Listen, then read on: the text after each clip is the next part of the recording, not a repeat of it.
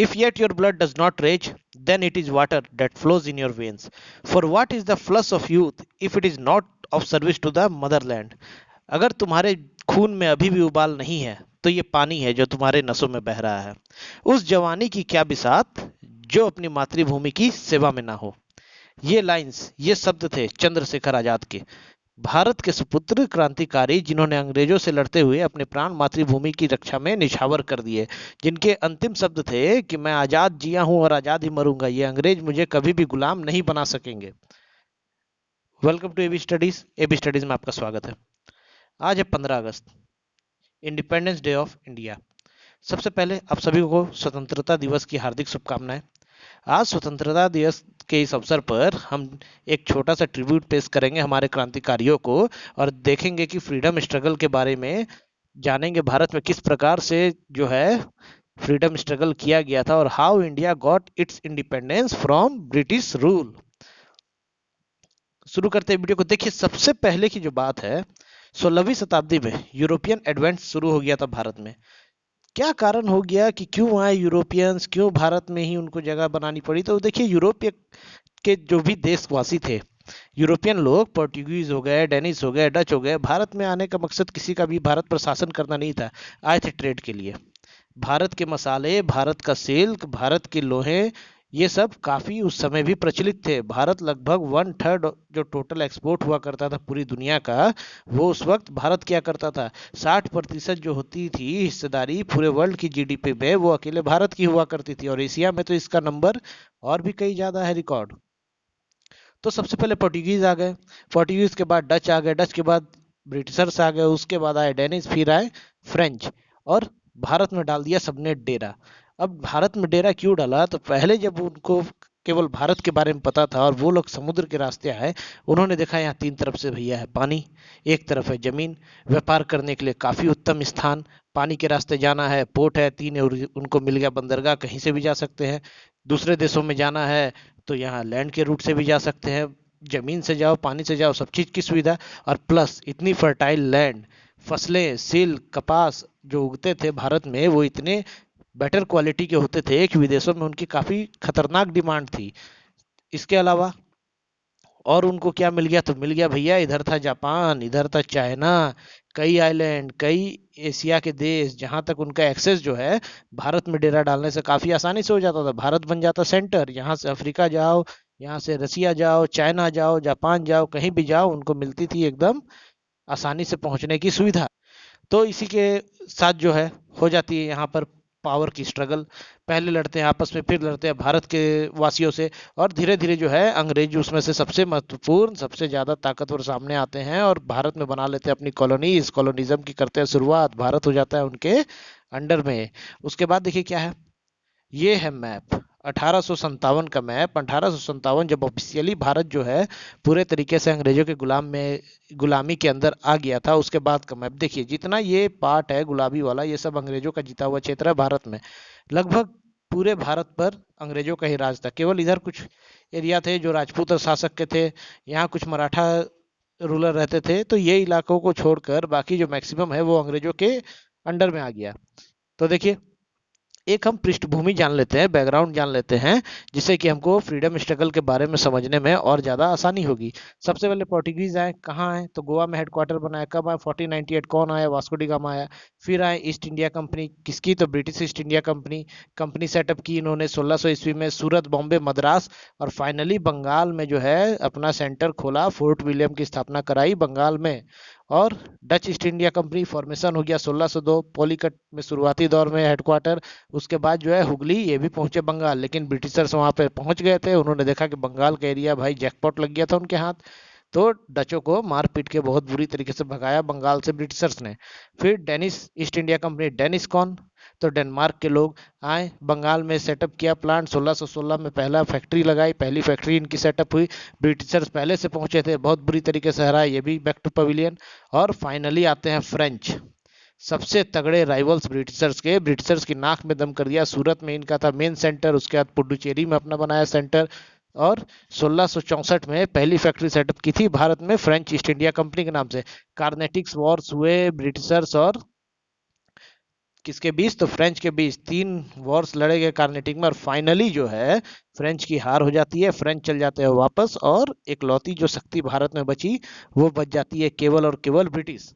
इसके बाद शुरू होती है भारतीयों की जंग ब्रिटिशर से, और हमारा फ्रीडम स्ट्रगल यहाँ से होने लगता है शुरू। देखिए स्टार्टिंग फेज में सबसे पहला जो है 1757 में प्लेसी की लड़ाई हुई थी। इसको मैंने जो है सेपरेट लेक्चर में कवर किया है, पूरी प्लासी की लड़ाई को डिटेल में हमने कवर किया हुआ है, आप उसको जाकर जरूर देखिए। आपको उसके बाद प्लासी की लड़ाई के बारे में कोई भी डाउट मन में नहीं रह जाएगा, आपको सारी जानकारी हो जाएगी। तो प्लासी की लड़ाई, रॉबर्ट क्लाइव जो था जनरल था ब्रिटिशर्स का, ये ईस्ट इंडिया कंपनी का रिप्रेजेंटेटिव था भारत में। इंसान काफी चालाक था, धूर्त था, और इसकी जो वार टैक्टिक्स थी और कूटनीति गजब की थी। इसने देखा कि बंगाल को तो भैया अपने अंडर करना है, बहुत फर्टाइल लैंड है यहाँ की, और जब तक बंगाल पर आधिपत्य स्थापित नहीं होगा, ट्रेड वहां से फ्री में हो नहीं पाएंगे, क्योंकि अभी तो टैक्स देना पड़ता था भारत के राजाओं को। नवाब थे बंगाल के उस वक्त कौन? तो सिराजुद्दौला। सिराजुद्दौला को हराते हैं 1757 में प्लासी की लड़ाई में, और बंगाल पे फोर्ट विलियम जो है मेन सेंटर बन जाता है ब्रिटिशर्स का। देखिए कुछ तस्वीरें हैं युद्ध की। इसके बाद जो होता है रॉबर्ट क्लाइव चल जाते हैं, वापस हो जाती है उनको बीमारी, तबीयत हो जाता है खराब, तो इलाज कराने अपने देश वापस चले जाते हैं, और आ जाते हैं हेक्टर मुनरो। उनकी गैर हाजिरी में कमांडर सेना के बनते हैं हेक्टर मुनरो। उसी बीच 1764 ईस्वी में बैटल ऑफ बक्सर लड़ी जाती है, जिसमें एक और होते हैं मीर कासिम और सुजाउद्दौला अवध के नवाब, और मुगल एम्परर औरंगजेब के सक्सेसर शाह आलम द्वितीय। लेकिन तीनों को हरा दिया जाता है हेक्टर मुनरो और ब्रिटिश सेना द्वारा काफी बुरी तरीके से, और आधिपत्य लगभग आधे भारत पर कर लेते हैं ब्रिटिशर्स 1764 में बक्सर की लड़ाई के बाद। इसके बाद क्लाइव वापस आते हैं as a governor of Bengal बनकर। क्लाइव को वापस भेजा जाता है और साइन होती है इलाहाबाद की ट्रीटी। इलाहाबाद की ट्रीटी सुजाउद्दौला और शाह आलम द्वितीय के साथ साइन किया करते हैं ब्रिटिशर्स। उसमें लिखा होता है कि अब होगी भैया ट्रेड, जो भी ब्रिटिशर्स करेंगे टैक्स फ्री ट्रेड करेंगे, फोर्टिफिकेशन करेंगे, और केवल जो है एडमिनिस्ट्रेशन वो भी केवल नाम के लिए ही नवाबों के हाथ में रहेगी। बाकी सेना, आर्मीज, जो भी ट्रेड होगा, सारी जो पावर है वो ब्रिटिशर्स की रहेगी। मतलब कठपुतली के तौर पर नवाब को बैठाएंगे, और मेन जो ताकत होगी वो होगी ब्रिटिशर्स की ही। तो यहाँ से ये जो सेटअप था, इसमें पूरा जो है बैकग्राउंड तैयार हो गया ब्रिटिश रूल का भारत में। अब हम देखेंगे फ्रीडम स्ट्रगल कैसे शुरू हुई। तो देखिए सबसे पहले जो फ्रीडम स्ट्रगल की शुरुआत होती है वो होती है 1885 में आईएनसी यानी कि इंडियन नेशनल कांग्रेस के फॉर्मेशन के बाद। इंडियन नेशनल कांग्रेस ब्रिटिशर्स की सबसे बड़ी गलती थी। इंडियन नेशनल कांग्रेस जो थी ये ब्रिटिशर्स की ही द्वारा फॉर्मेशन इसका किया गया था। क्यों किया गया था? क्योंकि वो चाहते थे कि एक राजनीतिक दल वो अपना भारतीयों का बना के भारतीयों के बीच में भेज दे, जो ब्रिटिशर्स की जो भी मंशा होती थी, उनकी जो भी करना चाहते थे, जो उनकी प्लानिंग होती थी, उसके अनुकूल जो है भारतीयों को मनाएंगे। तो फॉर्मेशन करवा देते। आईएनसी कौन करवाते हैं? तो ए ओ ह्यूमे नाम के गवर्नर होते हैं ब्रिटिशर्स के, वो करवाते हैं। और पहले जो अध्यक्ष होते हैं वो ए ओ ह्यूमे होते हैं आईएनसी के। और जो पहली बैठक थी कांग्रेस की वो कलकत्ता में कराई गई थी, जिसके की डब्ल्यू सी बनर्जी प्रेसिडेंट थे। तो कांग्रेस का तो फॉर्मेशन हो गया। अब इसके बाद क्या है, काफी अच्छा चल रहा था। ब्रिटिशर्स जो है बेशुमार लूट कर रहे थे, भर भर के सोने चांदी यहाँ से लेके जाते थे, कपास की खेती करवाते, इंडिगो फार्मिंग करवाते। तीन कठिया सिस्टम लागू कर दिया था भारत में कि किसी, मान लीजिए किसान के पास अगर 20 कट्ठा जमीन है तो उसके 3 भाग में वो उगाएगा इंडिगो, और एक भाग में उगाएगा जो खाने योग्य फसल होते हैं वो। खेतें बर्बाद होती जा रही थी, क्योंकि इंडिगो की फार्मिंग अगर एक बार यहाँ पर हो गई तो उसके बाद वो जमीन जो है बंजर हो जाती थी। और ये तो थे कैश क्रॉप्स, ये ईटेबल क्रॉप्स तो थे नहीं, और पैसे भी दिए जाते थे काफी कम, और उल्टा जितना दिया नहीं जाता था उससे ज्यादा तो कर ले लिया जाता था। तो इन सब चीजों से परेशान भारतीय किसान बहुत ही बुरी तरीके से। और यहाँ फॉर्मेशन हो गया आईएनसी का 1885 में। अब क्या होता है, धीरे धीरे जो है भारतीयों में विद्रोह की भावना जगती है। धीरे धीरे भारत में जो है रिवॉल्यूशन आने लगता है, और फ्रीडम स्ट्रगल की शुरुआत होनी शुरू होती है। जो कांग्रेस थी 1885 में, जिसका गठन ब्रिटिशर्स ने करवाया था अपने फायदे के लिए, वो अब भारतीयों के हितों के बारे में सोचने लगती है। जिस उस समय जो है 1885 से 1907 तक जो है कांग्रेस में केवल मॉडरेट हुआ करते थे, नरम दल के ही लोग हुआ करते थे, जिनके लीडर थे गोपाल कृष्ण गोखले। गोपाल कृष्ण गोखले गजब के पॉलिटिशियन थे, लेकिन क्या था कि उनकी जो मंशा थी वो एक्सट्रीमिस्ट जैसी हिंसक नहीं थी, वो काफी लिबरल थे। और उस समय कांग्रेस की जो मांग थी, कांग्रेस का जो डिमांड था, वो केवल था डोमिनियन नेशन का। कांग्रेस कहते थे कि आप ही लोग राज कीजिए, राज ब्रिटिशर्स का ही रहेगा, लेकिन जो सत्ता होगी, जो सरकारें होंगी, वो भारत की रहेगी, और कानून जो बनेंगे वो हमारी सुविधाओं को ध्यान में रखकर बनेंगे। तो इसी की रस्साकसी चल रही थी, मार पिटाई इसी के लिए हो रही थी, मार पिटाई तो नहीं, लेकिन जो भी डिमांड थी वो डोमिनियन नेशन के लिए ही चल रही थी कांग्रेस के द्वारा। अब सबसे बड़ा इसके बाद जो सबसे बड़ी घटना होती है, टर्निंग पॉइंट ब्रिटिशर शासन में, वो हो जाती है 1905 में। 1905 में आता है लॉर्ड कर्जन, सन की टाइप का इंसान, ये बन के आता है गवर्नर जनरल भारत में, वायसराय रहता है, और 1905 में कर देता है बंगाल विभाजन। बंगाल विभाजन क्यों करता है? तो बंगाल विभाजन इसलिए करता है, बंगाल विभाजन का पूरा श्रेय जो रहता है, जो पूरी इसके पीछे एक कहानी थी, वो केवल हिंदू मुस्लिम विभाजन करना था। बांट दिया ईस्ट और वेस्ट बंगाल में, जिसमें कह दिया कि वेस्ट में रहेंगे हिंदूज, और जो ईस्टर्न बांग्लादेश हो गया, जो आज का बांग्लादेश है, उसमें रहेंगे कौन? रहेंगे तो मुस्लिम्स। इससे क्या है, रीजन क्या दिया? तो रीजन बस ये दिया, क्योंकि बंगाल बहुत बड़ा क्षेत्र है, तो इसको संभालने के लिए काफी दिक्कत होती है, और सेपरेट इलेक्टोरेट दोनों के लिए बनाना चाहा, जिसका कि कड़ा विरोध किया गया भारत के नेताओं द्वारा। काफी इसके खिलाफ आंदोलन किए गए, और स्वदेशी मूवमेंट उसी वक्त सत्ता में आ गई। स्वदेशी मूवमेंट की शुरुआत हो गई। स्वदेशी मूवमेंट में क्या था? तो अंग्रेजी चीजों का बहिष्कार करना शुरू कर दिया गया। बाल गंगाधर तिलक, जो कि बाद में एक्सट्रीमिस्ट के सबसे बड़े नेता बने, काफी जो है अग्रेसिव नेचर के थे, वो बढ़ चढ़कर उन्होंने शुरू किया अपना क्या आंदोलन? तो स्वदेशी मूवमेंट को शुरू करवाया गया। देखिए, एक स्वदेशी मूवमेंट जब गांधी जी आएंगे उसके बाद भी चलेगा, लेकिन ये 1905 में शुरू किया गया था, जिसमें कि गोपाल कृष्ण गोखले, बाल गंगाधर तिलक, लाला लाजपत राय और बिपिन चंद्र पाल जैसे बड़े बड़े नेता थे भारत के। उसके बाद महत्वपूर्ण घटना जो होती है 1907 में। 1907 में क्या होता है? सूरत स्प्लिट। सूरत के अधिवेशन में नरम दल और गरम दल के बीच में जूते चप्पल कुर्सी सबसे मार पिटाई हो जाती है, और कांग्रेस बढ़ जाता है दो दलों में, नरम दल और गरम दल में। इसके बाद क्या कहानी थी, क्यों हुआ नरम दल गरम दल का विभाजन? तो देखिए, मुद्दा ये था, हर बार नरम दल से बनते थे प्रेसिडेंट, और इस बार एक्सट्रीमिस्ट चाहते थे कि प्रेसिडेंट जो है कांग्रेस का, वो उनका बने। बाल गंगाधर तिलक का नाम कर दिया गया सजेस्ट। तो पहले किया गया था 1906 में। तो उस वक्त जो क्या है, मॉडरेट जो थे वो नाम दे दिए थे गोपाल कृष्ण गोखले का, और गोपाल कृष्ण गोखले तभी काफी सीनियर हुआ करते थे, एज में भी और एक्सपीरियंस में भी, तो उनकी सब इज्जत करते थे। तो बाल गंगाधर तिलक पीछे हट जाते हैं। लेकिन 1907 में दोबारा नरम दल के द्वारा वही खेल खेला जाता है। इस वक्त जो है गुस्सा भड़कता है, और पकड़ पकड़ के पीटते हैं एक्सट्रीमिस्ट नरम दल वालों को, और हो जाता है कांग्रेस का विभाजन।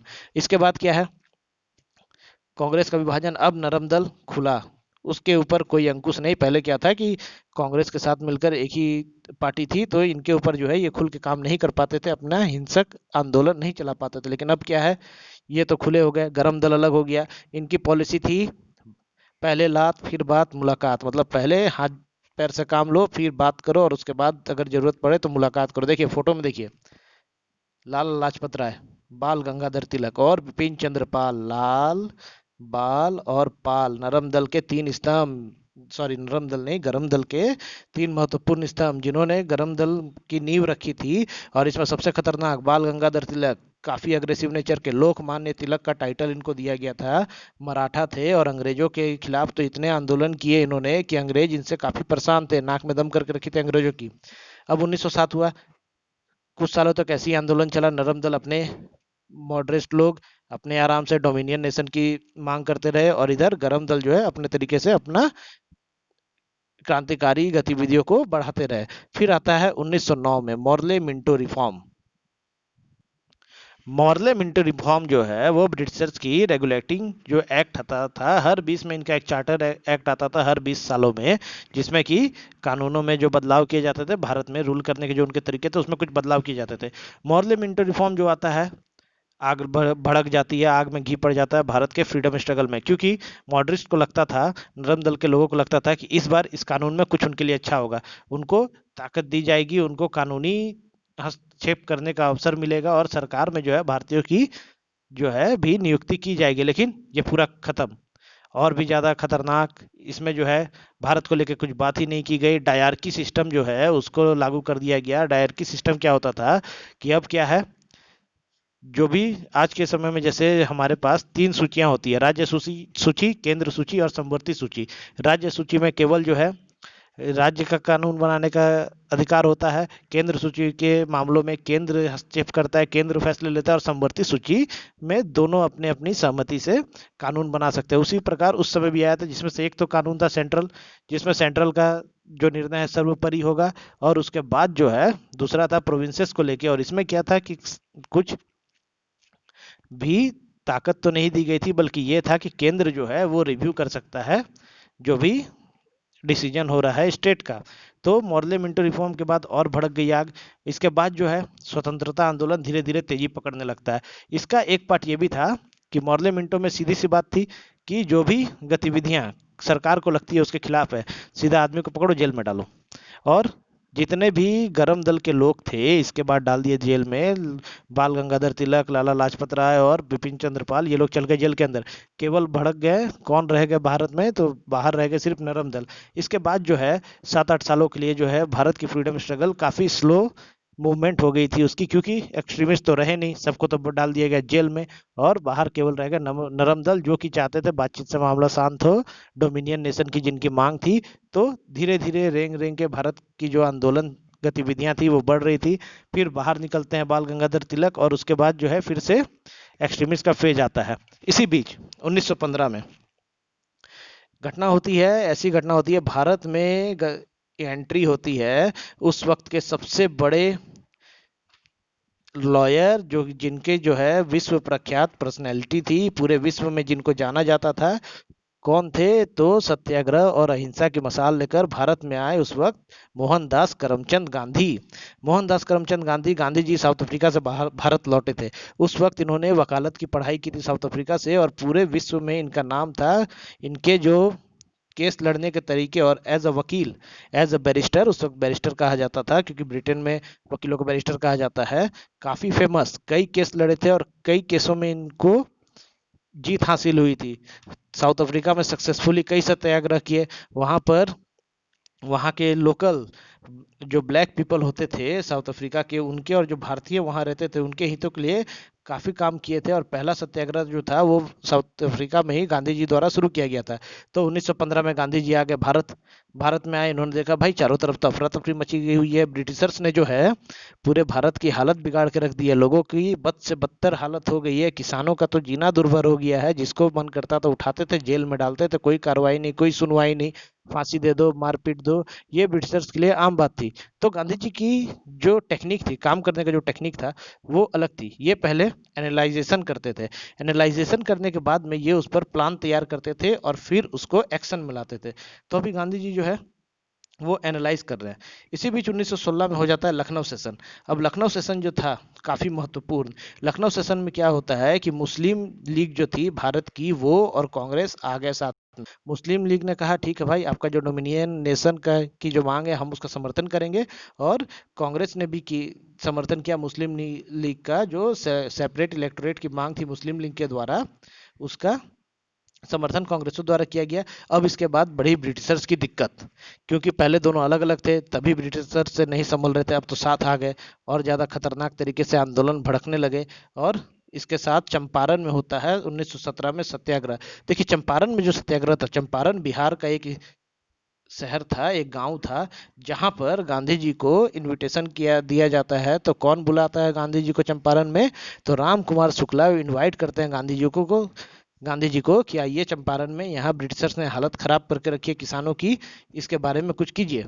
तो राम कुमार शुक्ला के आग्रह पर गांधी जी जाते हैं चंपारण। जाके गांधी जी वहां देखते हैं तो हालत बद से बदतर, किसानों की कोई वहां सुनने वाला नहीं था, भूखे मरने की हालत। क्यों भूखे मरने की हालत? तो 3 कठिया सिस्टम वहां चलता था। अभी हमने बात की 3 कठिया सिस्टम के बारे में। अब 3 कठिया सिस्टम में 3 भाग में उगाते थे किसान। क्या उगाते थे? तो उगाते थे नील और इंडिगो की फार्मिंग, जिससे फर्टाइल लैंड उनकी हो जाती थी बंजर। और नील को तो खा सकते नहीं है, उनको जो है बेचा जाता था, क्योंकि ब्रिटिशर जो है डाई बेचते थे बाहर में। डाई, रंग बिरंगे कपड़े, नील जो होती थी उससे रंग बिरंगे कपड़े बनते थे, जिसकी डिमांड काफी थी यूरोपीय देशों में भारत के सिल्क के साथ। तो इसके विरोध में गांधी जी करते हैं चंपारण सत्याग्रह। और सत्याग्रह सत्याग्रह का मतलब क्या है? तो सत्य के लिए आग्रह। गांधी जी करते थे सत्य के लिए आग्रह, पूरी तरीके से नॉन वायलेंस के साथ सत्याग्रह आंदोलन किया और जीत जाते हैं चंपारण सत्याग्रह में, और ब्रिटिशर्स जो है पीछे हट जाते हैं। उसके बाद अहमदाबाद मिल जो होता है सत्याग्रह 1918 में होता है। उसके बाद खेड़ा सत्याग्रह होता है अहमदाबाद मिल जो था, इसमें मजदूरों की हालत बहुत बुरी थी। फेमाइन फैल गया था, प्लेग फैला हुआ था उस वक्त, जिसके कारण जो है मजदूर डिमांड कर रहे थे बोनस की, जो फैक्ट्रियों के मालिक नहीं दे रहे थे। तो गांधी जी वहां जाते हैं, सत्याग्रह करते हैं, भूख हड़ताल पर बैठते हैं और वहां भी उनकी जीत होती है। और फाइनली जाते हैं खेड़ा में। खेड़ा में भी सेम हालत, किसानों की हालत, मजदूरों की हालत बद से बदतर। लेकिन यहाँ क्या होता है, जैसे ही गांधी जी पहुंचते हैं, तब तक भारत में सबसे बड़ा नाम जो है, भारत के नए हीरो, वो बन गए थे गांधी जी। जैसे ही पहुंचते हैं, ब्रिटिशर्स पहले ही डर जाते हैं, उनके हाथ पांव फूल जाते हैं, बोलते हैं ये भाई आएगा फिर से बैठ जाएगा भूख हड़ताल पे, हालत बिगड़ जाएगी, एक काम करो चुपचाप से जो बोलता है मान लो। तो खेड़ा सत्याग्रह तुरंत ही खत्म हो गया था। इसके बाद 1919 में देश पर एक काला धब्बा लगाने वाला कानून आता है, रॉलेट एक्ट। काला कानून, जिसको नाम दिया गया था भारत के नेताओं के द्वारा। रॉलेट एक्ट में क्या था, इसके तहत जो थी ब्रिटिश सरकार, ब्रिटिश सिपाहियों को खुली आज़ादी दी गई थी कि तुमको जिसको भी मन है उठाओ, बिना किसी कार्रवाई के, बिना दलील, बिना अपील, उसको डाल दो जेल में। और इसमें ब्रिटिशर्स क्या है, जितने भी बड़े बड़े नेता थे कांग्रेस के, एक्सट्रीमिस्ट हो, मॉडरेट ग्रुप के हों, सबको पकड़ते थे, डाल देते थे जेल में। अब इसका विरोध हुआ, इसके विरोध में जलियांवाला बाग में 1919 में बैसाखी के दिन भीड़ इकट्ठा हुई थी अमृतसर में। ब्रिटिशर्स भेजते हैं जनरल डायर को, जनरल डायर घुसते हैं बाग में, जाने का एक ही रास्ता, उसको करते हैं कैप्चर। और अंधाधुंध फायरिंग, पूरे लगभग 10 मिनट तक ये फायरिंग चली थी, जिसमें लगभग 1000 लोगों की जान गई थी और 1500 से ज्यादा लोग घायल हुए थे। ये आंकड़ा जो है ये ऑफिशियल है, इसलिए जो है इसमें ऊपर नीचे होने की संभावना है। और ये अंदाजा लगाया जाता है हिस्टोरियंस के द्वारा कि जो रियल नंबर है वो काफ़ी बड़े हैं, क्योंकि ब्रिटिशर्सों ने ही ये आंकड़े दिए थे, तो उन्होंने हेर फेर किया और कम जान माल की हानि को बताया है। तो जो आंकड़े हैं उसमें जो दिखाया जाता है 1000 लोगों की जान और लगभग 1500 से ज़्यादा लोग जो हैं वो घायल हुए थे। इसके बाद जो है भारत में भड़कती है हिंसा की भावना। और इसी के विरोध में हमारे रविन्द्रनाथ टैगोर, जिनको नाइटहुड की उपाधि दी गई थी ब्रिटिशर्स द्वारा, उठाते हैं अपना उपाधि और ब्रिटिशर्स के मुंह पे दे मारते हैं कि रखो तुम अपनी उपाधि अपने पास, तुम्हारी उपाधि नहीं चाहिए।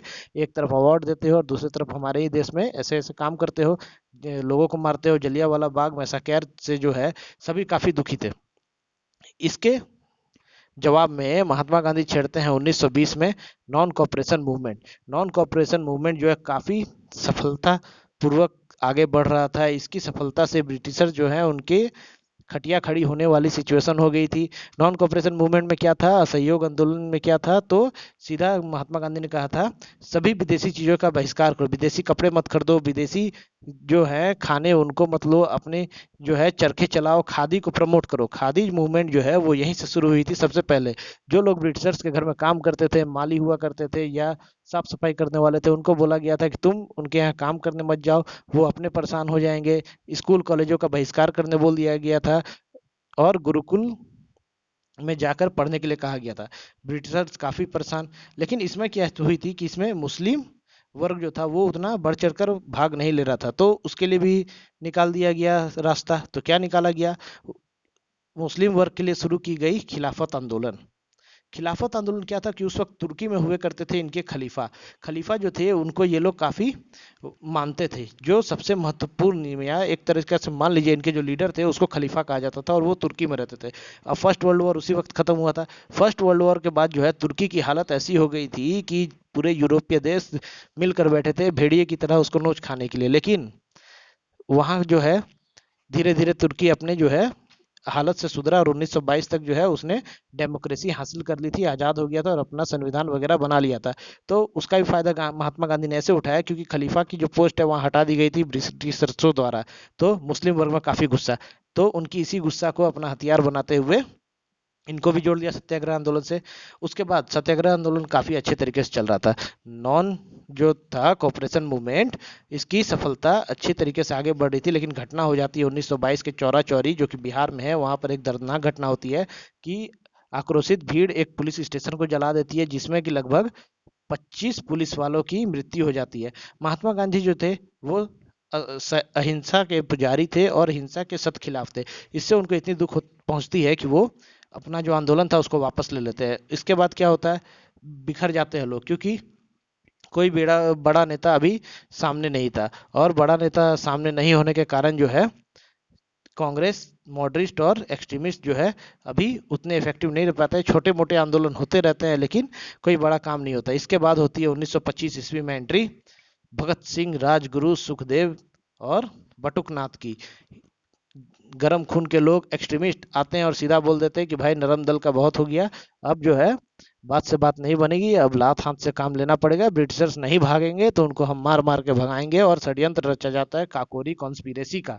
काकोरी कॉन्स्पिरेसी क्या होती है कि प्लानिंग की जाती है ट्रेन लूटने की। काकोरी जंक्शन था, वहां से ब्रिटिशर्स की ट्रेन, सप्लाई की ट्रेन गुजरती थी, उसको लूटना था। उसमें जो है जितने हथियार सोना चांदी वगैरह थे वो सब लूट के, क्योंकि क्रांतिकारी गतिविधियां चलानी थी। अब तक तो भूख हड़ताल से काम चल रहा था, लेकिन अब हमले करने थे ब्रिटिशर्स पे, उसके लिए तो चाहिए बंदूकें, तोपें, बम, गोला बारूद आदि। उसके लिए तो लगेगा पैसा, अब पैसा लगेगा, हथियार खरीदने तो कहीं से तो आने चाहिए, तो इसलिए प्लानिंग की गई कि ट्रेन लूटेंगे। लेकिन ये जो है ये लूट फेल हो गई थी और सभी अंग्रेजों द्वारा कुछ गिरफ्तार कर लिए गए, कुछ भाग गए, और भगत सिंह राजगुरु को खोजा जा रहा था और इसी में जो है इनकी गिरफ्तारी की गई थी। इसके बाद 1927 में आता है साइमन कमीशन। साइमन कमीशन जो आया था ये 1919 में हुए जलियांवाला बाग के हत्याकांड पर खोज करने के लिए, उस पर जो है उसके रिव्यू के लिए एक समिति का गठन करके ब्रिटेन द्वारा भेजा गया था। चला था वहां से 1927 में और पहुंचा था यहाँ पे 1928 में। अपनी रिपोर्ट प्रस्तुत की। देखिए हर 20 सालों में आता था चार्टर एक्ट, आना था इसको 1929 में, लेकिन 2 साल पहले ही आ गया क्योंकि उस वक्त जो है दंगे भड़कने लगे थे भारत में। 1919 की जो घटना हुई थी उसके बाद भारत में जो है हिंसा काफी चरम सीमा पर थी। ब्रिटिश समझ गए थे कि अगर कुछ किया नहीं गया तो भारत से बहुत जल्दी हमें हाथ धोना पड़ेगा। तो साइमन कमीशन आया और घपलेबाज जो भी मांगे रखी गई थी भारतीयों द्वारा कुछ पूरी नहीं हुई, ना इनको जगह मिली सरकार में, ना इनके हिसाब से कानून बनाया गया, और टैक्सेस में तो और अधिक से अधिक बढ़ोतरी कर दी गई। जिसके बाद जो है भारत में प्रोटेस्ट होने लगे। इसके जवाब में मोतीलाल नेहरू ने अपनी एक रिपोर्ट बना दी। बोले कि हम नहीं मानेंगे तुम्हारा साइमन कमीशन, साइमन रिपोर्ट क्या है, सब बकवास वापस लेके जाओ, हम अपनी रिपोर्ट से चलेंगे, हमारी सरकार रहेगी।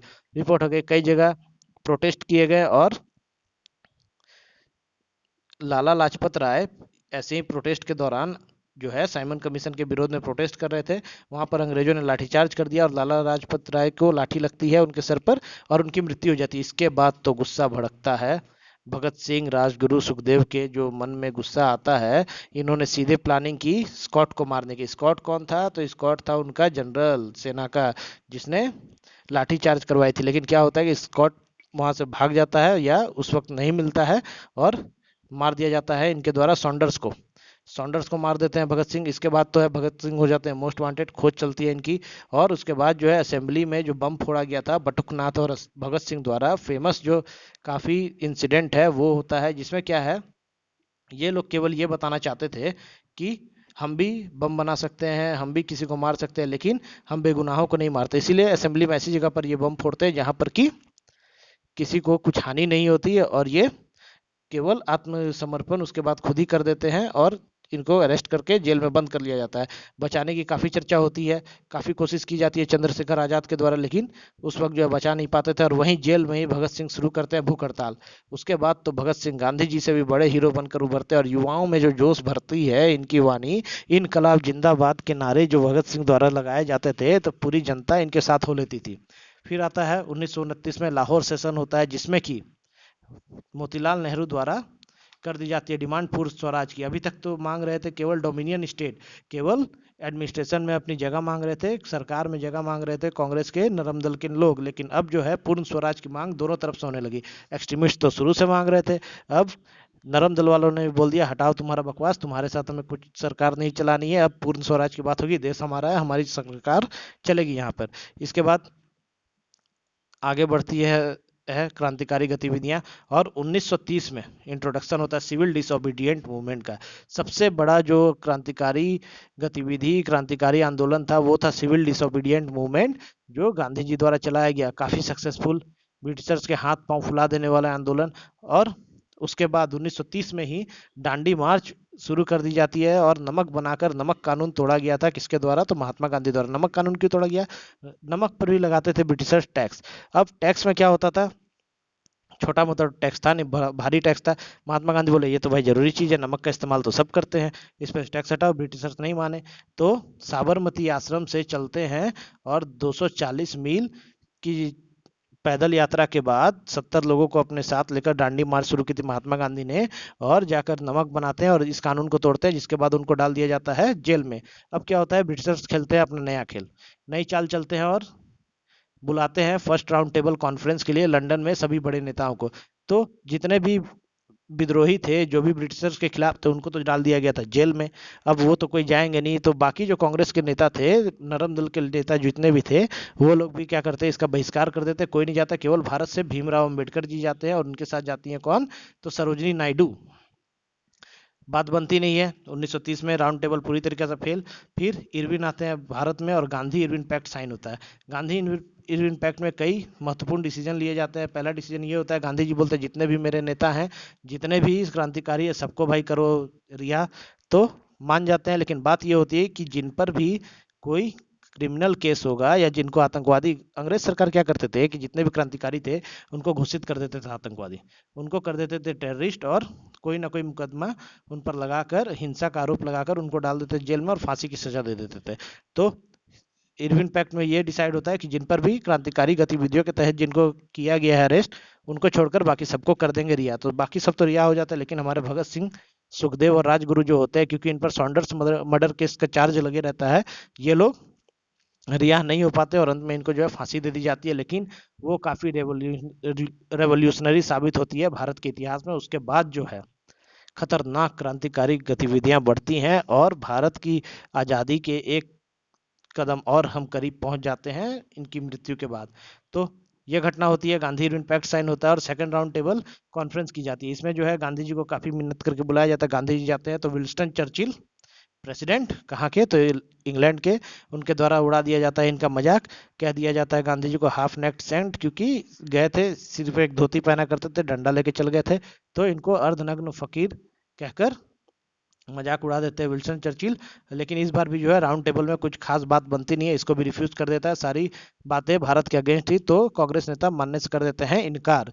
फिर साइन होती है 1932 में, पूना पैक्ट आता है भारत में, और साथ ही साथ थर्ड राउंड टेबल होता है। Poona pact, third round table, इसमें भी कोई बात बनती नहीं है, बहिष्कार। लेकिन पूना पैक्ट में क्या होता है कि जो डायरकी सिस्टम थी उसको अबॉलिश कर दिया जाता है और सिंगल गवर्नमेंट रूल और की स्थापना होती है। और भारत में धीरे धीरे जो है इसमें कुछ क्षेत्रों में चुनाव लड़ने की आज़ादी मिल जाती है। किसको, तो भारतीयों को। अब वो सरकार में जा सकते थे, उनकी थोड़ी बहुत बातें ब्रिटिशर सुनने लगे थे। फाइनली 1935 में आता है गवर्नमेंट इंडिया एक्ट। इसमें क्या है, थोड़ी और लिबरेसी मिलती है, भारत की स्थिति थोड़ी और सुधरती है। लेकिन अभी भी जो है डोमिनियन नेशन जो है वो नहीं मिला था कांग्रेस को। फिर 1939 में शुरू हो जाता है वर्ल्ड वॉर 2, कहानी बदल देने वाला वॉर। एक तरफ इंग्लैंड और दूसरी तरफ जो है इंग्लैंड के काफी दुश्मन, टर्किश एम्पायर, जापान और कई देश मिलकर इंग्लैंड के खिलाफ लड़ रहे थे। इंग्लैंड की हालत इसमें हो जाती है काफी खराब। पहली बार लोगों ने देखा था कि इंग्लैंड को भी हराया जा सकता है, क्योंकि एशिया का ही एक देश जापान, इंग्लैंड क्योंकि उस वक्त आधे से ज्यादा कंट्रीज पर दुनिया की कर रहा था हुकूमत, लेकिन जापान ने इतनी कड़ी टक्कर दी कि इंग्लैंड की हो गई थी हालत खराब। इंग्लैंड के राजा और बाकी जो भी इंग्लैंड के फ्रेंडली कंट्री थे वो बोलते कि भारत की सेना को शामिल करो इसमें, लेकिन गांधी जी द्वारा और भारत के नेताओं द्वारा साफ इनकार कर दिया जाता है कि भारत के लोग वर्ल्ड वॉर 2 नहीं लड़ेंगे। फिर भी 50,000 की सेना, जिनको कि बाद में आईएनए, इंडियन नेशनल आर्मी में भर्ती करा लिया गया था, उनको भेजा जाता है ब्रिटिश गवर्नमेंट के द्वारा। कहाँ पर, तो सिंगापुर। किससे, तो जापान से लड़ने के लिए। काफी लड़ाई होती है, खतरनाक लड़ाई। उसमें क्या होता है कि हार जाते हैं भारतीय सैनिक, ऐसे तो ये लोग जीत जाते हैं, लेकिन इंग्लैंड के सेना को लगता है कि हम हारेंगे, हम जीत नहीं पाएंगे, क्योंकि जापान काफी डेवलप कंट्री था। तो हथियार डालने के आदेश हो जाते हैं, जिससे कि भारतीय सैनिक जो है हथियार डाल देते हैं और बंदी बना लिए जाते हैं जापान के सैनिकों द्वारा।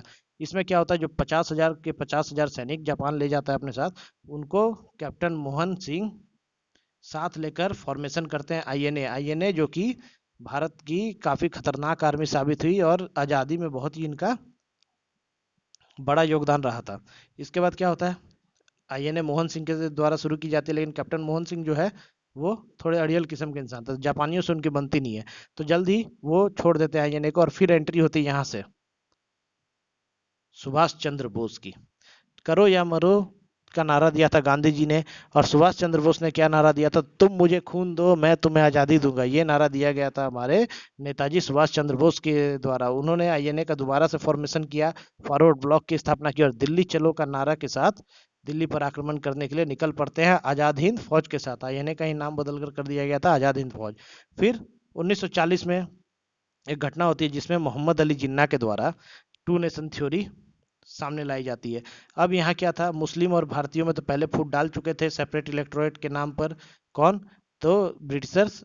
और उसी फूट की जो थी, उसी बीच से आगे पनपा टू नेशन थ्योरी जिन्ना का, जिसमें अलग देश मुसलमानों के लिए पाकिस्तान की मांग की गई जिन्ना के द्वारा। लेकिन स्टार्टिंग फेज में क्या हुआ, स्टार्टिंग फेज में ये होता है कि हमारे जो नेता थे कांग्रेस के, वो साफ मना कर देते हैं और उस वक्त जो है केवल एक देश की बात चलती है और टू नेशन थ्योरी पूरी तरीके से खारिज हो जाती है। फिर क्या होता है, 1942 में आता है क्रिप्स मिशन। क्रिप्स मिशन आता है, इसमें कहा जाता है कि डोमिनियन स्टेट दे देंगे हम लोग आपको, लेकिन राज्य हमारा ही रहेगा, आर्मी हमारी ही रहेगी, आप केवल एडमिनिस्ट्रेशन देखेंगे। तो गांधी जी द्वारा बोला जाता है, ये का बकवास है भाई, अब डोमिनियन स्टेट से तो काम चलेगा नहीं, अब हमको चाहिए पूर्ण स्वराज। अब बिना पूर्ण स्वराज के हम मानने वाले नहीं है, तुम अपना लेके जाओ क्रिप्स मिशन वापस। और इसको बोला गया था गांधी जी के द्वारा, क्या तो पोस्ट डेटेड चेक। एग्जाम में क्वेश्चन हमेशा पूछा जाता है कि गांधी जी ने किसे पोस्ट डेटेड चेक कहा था, तो क्रिप्स मिशन को ही गांधी जी द्वारा पोस्ट डेटेड चेक कहा गया था, जो कि 1942 में भारत आया था। इसके बाद 1943 ईस्वी में शुरू होता है क्विट इंडिया मूवमेंट, भारत छोड़ो आंदोलन। आखिरी और सबसे इंपॉर्टेंट आंदोलन जो कि खत्म होता है भारत को आज़ादी दिलाकर ही। इसमें क्या थी, तो इसमें गांधी जी ने चलाया सत्याग्रह, और कई जगह पर मॉडरेट्स थे ही, साथ ही साथ एक्सट्रीमिस्ट की जो ब्रिटिशर्स को के खिलाफ जो कार्रवाई थी वो भी चल रही थी। सबसे ब्रिटिशर्स परेशान। लास्ट में क्या होता है, फाइनली 1946 में ब्रिटिशर्स भेजते हैं भारत में, क्या तो कैबिनेट मिशन, फाइनल और आखिरी कैबिनेट प्लान। इसके अंतर्गत उस समय जो थे क्लेमेंट एटली ब्रिटिश के प्रधानमंत्री, उनके द्वारा भेजा जाता है। इसमें बोला जाता है कि ठीक है भाई, तुम लोग करो क्या करना है नहीं करना, अब हम भारत छोड़ के जाएंगे, भारत में अब रहना नहीं है और पावर ट्रांसफर करके जानी है। तो यहाँ बीच में मोहम्मद अली जिन्ना की टू नेशन थ्योरी फिर से उभरी। तो इसमें ब्रिटिशर्स ने बोल दिया कि तुमको जो करना है करो, अपना आपस में डिसाइड करो कि मुस्लिम लीग की सरकार बनेगी या कांग्रेस की बनेगी, जो भी बनेगी हम उसको जो है फाइनल पावर ट्रांसफॉर्म करके, ट्रांसफर करके पावर उसके हाथों में, और भारत छोड़ के चल जाएंगे। लेकिन बात सुलझती नहीं है, कांग्रेसी चाहते थे कि विभाजन नहीं हो, और लेकिन मुस्लिम लीग चाहती थी कि हमको तो भाई अलग देश चाहिए। इसी पर जो है 1947 में आता है फाइनल, और जिसको कि भारत का अंतिम वायसराय के पोस्ट पर जो नियुक्त था, लॉर्ड माउंटबेटन। लॉर्ड माउंटबेटन आता है अपने साथ माउंटबेटन प्लान लेकर। माउंटबेटन प्लान क्या था, तो इसमें क्या थी कि एक देश पाकिस्तान होगा और एक देश होगा भारत। इसके अलावा क्योंकि पंजाब में भी काफ़ी मुस्लिम हिंदू दोनों रहते थे, और बंगाल में भी जो है, जो आज का बांग्लादेश है, वहाँ पर भी मुस्लिमों की संख्या बहुत है। तो इन दोनों से कहा गया कि दोनों से वोटिंग करा लो, अगर ये पाकिस्तान के लोग पाकिस्तान के साथ रहना चाहते हैं, पंजाब के लोग तो वहाँ रहेंगे, पंजाब पाकिस्तान में रहेगा, या अगर ये भारत के साथ रहना चाहते हैं तो भारत में रहेंगे। और वैसे ही बांग्लादेश के साथ भी था कि वोटिंग करेंगे किसके साथ जाना चाहते हैं। तो पंजाब ने स्वीकार किया था भारत के साथ रहना, और बांग्लादेश चाहता था कि वो मिल जाए पाकिस्तान के साथ, जिससे कि दुर्गति हो गई, हालत खराब। लास्ट में फिर 1971 में भारत के पास आते हैं रोते हुए, और हमारी इंडियन आर्मी उसको आज़ाद कराती है पाकिस्तान से। तो गलती थी बांग्लादेश की, खैर वो अलग बात है, अभी देखते हैं। तो बांग्लादेश चल गया पाकिस्तान के साथ, और 1947 में माउंटबेटन प्लान के तहत ही भारत को आज़ादी मिलती है 15 अगस्त 1947 की मध्य रात्रि। और उसके बाद शुरू होता है भारत की आज़ादी का सफर। जवाहरलाल नेहरू का वो महत्वपूर्ण भाषण, जो कि अगर आप लोग चाहेंगे तो आपको इंटरनेट पे मिल जाएगा, काफी फेमस हुआ था। उसमें की जो कुछ लाइनें थी कि मध्य रात्रि को जब सारा विश्व सो रहा है, तब भारत अपनी ऊंचाइयों की नई गाथा लिखने के लिए जाग रहा है। और इसके पहले क्या था, तो 14 अगस्त को 1947 में ही पाकिस्तान को आज़ादी मिली थी, फिर मिली थी 15 अगस्त को, एक दिन बाद भारत को आज़ादी। आज़ादी तब मिल गई 15 अगस्त को। फ्रीडम वॉर, इतने वर्षों से जो लगभग 50 सालों का संघर्ष था, वो खत्म होता है यहाँ पे, और भारत एक डेमोक्रेटिक राष्ट्र बन जाता है। इसके बाद 26 जनवरी 1950 को भारत का संविधान लागू कर दिया जाता है, और उसके बाद सो ऑन भारत जो है प्रगति की राह पर आगे बढ़ता है। लेकिन आज़ादी तो मिली थी 1947 में, लेकिन उसके बाद क्या हुआ, उसके बाद हुए भारत और पाकिस्तान में जो दंगे भड़के थे पार्टीशन के समय, कई लाखों लाखें जाने गई। पहले तो बातें हुई थी कि जो लोग पाकिस्तान में हिंदू जो रहना चाहेंगे वो रहेंगे, जो भारत में मुसलमान रहना चाहेंगे रहेंगे, लेकिन बात वैसी बनी नहीं, और दंगे भड़के दोनों तरफ ही, लाखों लोगों की जानें गई, जो भारत के इतिहास में काफ़ी दर्दनाक घटना साबित हुई थी। तो हमारी जो आज़ादी है वो इतनी आसानी से नहीं मिली है, इसके लिए कईयों ने अपनी जान गंवाई है, कईयों ने इतनी बड़ी बड़ी जो है अपना योगदान दिया है, जिसके बारे में हम और आप आज सोच भी नहीं सकते हैं। आज जो भी हम लोग कई लोग जो हैं गांधी जी को गाली दे देते हैं, और नेहरू जी के बारे में भर भर कर गाली दे देते हैं, और कई नेताओं के बारे में कुछ भी बोल देते हैं। तो लेकिन ये सब गलत है। उस वक्त जो है जो भी नेता थे उन्होंने काफी कुछ किया था भारत के लिए। आज की हमारी जो पॉलिटिकल पार्टियां हैं इन्होंने ऐसी छवि बना दी है इन सब की कि लोगों को लगता है कि ये भी इन्हीं के जैसे होंगे, लेकिन उस वक्त के नेता जो है वो आज के नेता की तरह नहीं हुआ करते थे। तो इस वीडियो में हमने चर्चा कर ली किसके बारे में, तो भारत के फ्रीडम स्ट्रगल के बारे में। आशा करता हूँ कि फ्रीडम स्ट्रगल आपको काफ़ी अच्छे से समझ में आया होगा और वीडियो आपको पसंद जरूर आया होगा। मिलते हैं अगले वीडियो में। पीडीएफ वगैरह चाहिए तो टेलीग्राम ग्रुप से डाउनलोड कर लीजिए, यहाँ पर है। और इसके अलावा हमारी जो हिस्ट्री की क्लासेस चल रही हैं उसमें हमने अभी बक्सर के युद्ध को कंप्लीट किया था। उसके बाद अब हम गवर्नर जनरल और वायसराय को पढ़ रहे हैं, जिसका लेक्चर अपलोड हो चुका है। आप चाहे तो उसको जाकर देख सकते हैं, लिंक में डिस्क्रिप्शन में लिंक मिल जाएगा और आई बटन में वीडियो मिल जाएगी। और इसके साथ ही साथ झारखंड जीके की सीरीज भी हमारी चल रही है जो कि जेपीएससी जेएसएससी के लिए काफ़ी इंपॉर्टेंट है। आप उनको भी ज्वाइन कर सकते हैं अगर आप जेपीएससी जेएसएससी की तैयारी कर रहे हैं तो इस वीडियो में बस इतना ही। मिलते हैं अगले वीडियो में। तब तक के लिए लाइक कीजिए चैनल को, शेयर कीजिए चैनल को और सब्सक्राइब कीजिए। और एक बार फिर से happy independence day to you all. Thank you.